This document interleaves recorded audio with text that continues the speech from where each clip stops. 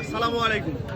আসলে অসময় খেজুর তেমন একটা মানুষ খায় না, তো গ্রাম বাংলার হাটে এখন অনেক খেজুর পাওয়া যাচ্ছে।